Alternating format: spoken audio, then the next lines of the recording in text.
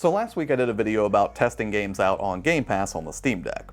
Now this is streaming from Xbox Cloud, not installing games natively because I don't dual boot my Steam Deck into Windows, so I couldn't really test that piece of it. But at least for the streaming piece of it, I would say that it's mostly a good experience despite a few caveats, but none of them were so egregious that I just wanted to stop playing Game Pass entirely on the Steam Deck when streaming from the cloud. And in the course of making that video, I tested a few different games like Atomic Heart and Penitence, but I also played a lot more after that because honestly I was just having a really good time with Game Pass on the Steam Deck and was surprised at how well it did work.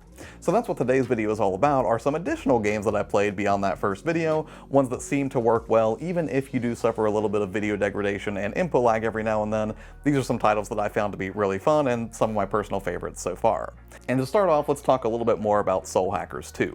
So I'll admit I ignored this game completely at launch, which is weird because it is from Atlus and I've enjoyed Persona games before, but the reason I passed is that it was a sequel and I never played the original. But since then I found out that this is actually a spiritual reboot of the series, and honestly I'm not even sure if it's correct to call it a series if it's only had one prior entry, but then it's also still part of the larger Shin Megami Tensei series and the 5th entry in the Devil Summoner series, so yeah. Kind of confusing, but the point is that as much as I've enjoyed Atlus's games in isolation before, some series were just kind of off-putting, like just showing up late to the party or something. But thankfully, despite my initial confusion, and after a little bit of research, I found out that no, you do not need to have played any other games in the series to enjoy this one, and apparently it's a clean break for Soul Hackers. And since it was on Game Pass, I figured this was the lowest risk way to give it a shot and see if I'd enjoy it, and so far it feels super familiar, but also refreshing as someone who's more of a new school Persona fan. And if you've played Persona before, you're likely to feel right at home too. Soul Hackers 2 takes place in the near future where humans and demons both exist, albeit secretly, and some people are able to form pacts with these demons to become devil summoners. There's a war between two main factions with competing ideologies on where humanity should go, and there's a looming end-of-the-world style event and a whole host of anime protagonists working together to prevent it. Now as the story goes, I'm not as invested as in other RPGs I've played, but it's fine and plays around with themes of man and machine's interdependence, which, given the increased prominence of AI lately, seems kind of interesting. Plus, I'd be lying if I said style wasn't a draw for me in these sorts of games, and if anyone knows how to make a flashy, stylish RPG, it's definitely Atlus. I also like that it's more of a sci-fi setting than the Persona games, since most RPGs I tend to play tend to be either high fantasy or I guess paranormal in nature. The gameplay should feel super familiar if you've played Persona or SMT before. You'll be engaging in turn-based battles with your party, facing down a ton of different enemies and some over-the-top boss battles throughout various dungeons. But even if you haven't played a game like this before, there are loads of tutorial texts that kind of run down the mechanics if you're new to it. And aside from the standard battle actions, there are also a lot of nice quality of life features too. Things like the ability to turn on auto battle if you're just grinding scrubs to level up, or fast battle if you just really want to get through the action more quickly without suffering all of the animations. It's also pretty neat that the demons that run with you and your party will go out and scour the dungeon ahead of you, and then when you encounter them again, they'll give you helpful items that they've found. All of these add up to an experience that's familiar for veterans and incredibly welcoming for newcomers, and as someone who kind of lands in between those two extremes, I think that Atlus did a really good job here with a game that just sort of feels like baby's first Persona. But considering I personally still have to finish Persona 3 and 5, I don't know if I can justify fully charging into this one at the moment, but once I knock out at least one of those Persona games, I'd be happy to return to Soul Hackers 2.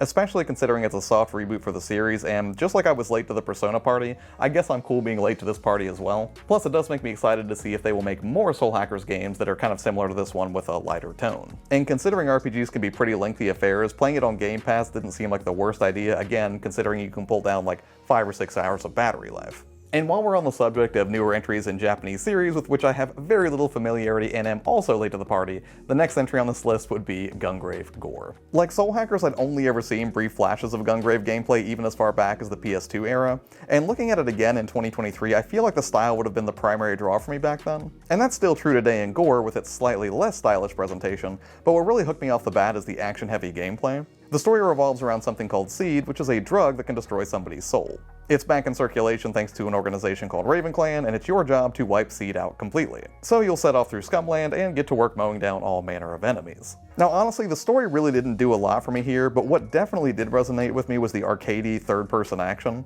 Running around blasting fools feels pretty good as you mix up your attacks between various special moves and do your best to keep the beat meter up so you can improve your end level ranking and unleash bigger and deadlier attacks. Although I will say Grave felt a little slower than I was expecting, which isn't a bad thing necessarily. I was just surprised since most of the action games I play in this vein are usually super fast.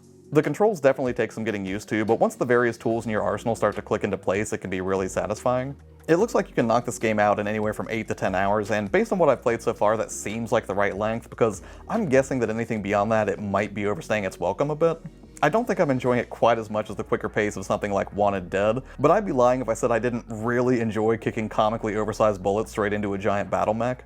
I'll probably end up jumping into this one level at a time here and there for some mindless action, again, assuming it doesn't leave Game Pass before I get the chance to really wrap things up. And speaking of arcade action, it doesn't get much more arcadey than this next game, and that would be TMNT Shredder's Revenge.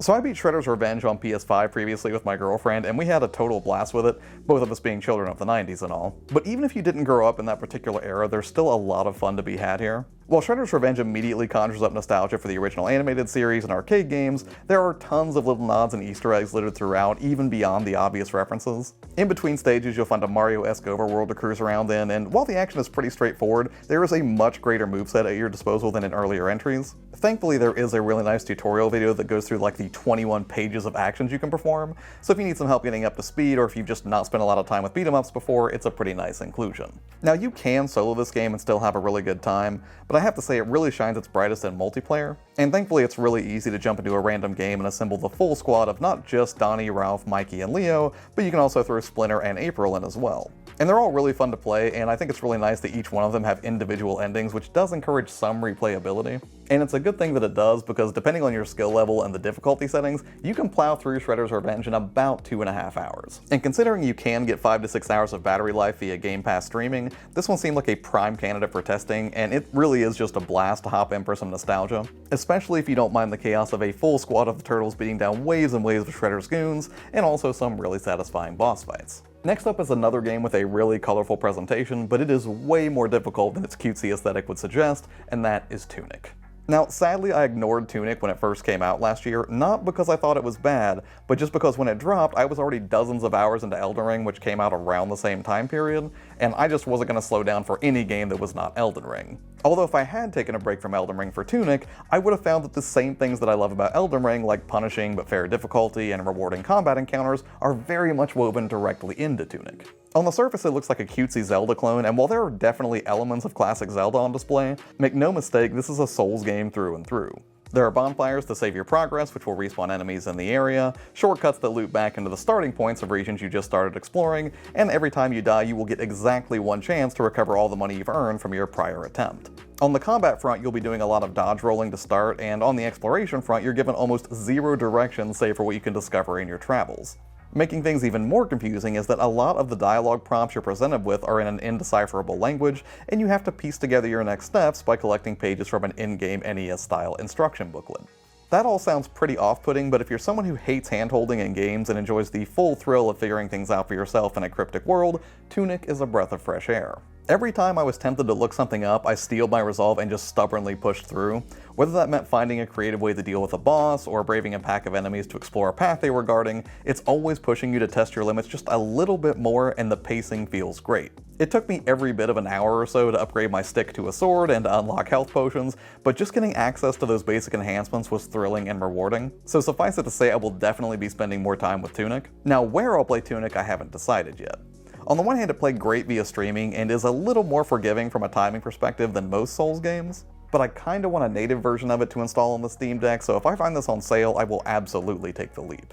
And finally, the last game that I tried is one that a lot of people have recommended, and I actually just mentioned it in that video on Tuesday, talking about games that I will be looking for on sale, and that is Proteus. Published by Humble Games, Proteus is an indie FPS that was kickstarted back in April 2019. And while it's not as confusing as Tunic, it still kicks off a little bit cryptically, but you'll step into the role of a corrupted Proteus agent. Proteus being the creator of both the game world and, well, you, and your goal is to take down Proteus for reasons I'm sure I will sort out in time, because I am very much looking forward to spending more time with this one. On the surface, I figured this was just another PS1 era shooter, which is fine because I really like those, but I've seen a lot of them over the past couple of years. Crucially though, Proteus distinguishes itself right away with some neat little tricks that make it stand out. For starters, it has a really helpful auto-map system, so you can really get a full 3D view of the environment you're exploring, which, again, like I mentioned before, isn't always the case in these sorts of games. Normally you would get like a 2D overview map, or maybe no map at all. Also visually, while it definitely has textures and level architecture that harken back to classic shooters, there are a lot of little visual flourishes that really kick it up a notch. Seeing this really slick rain pool at your feet in one of its opening stages really grabbed my attention, and really the surprises didn't stop there.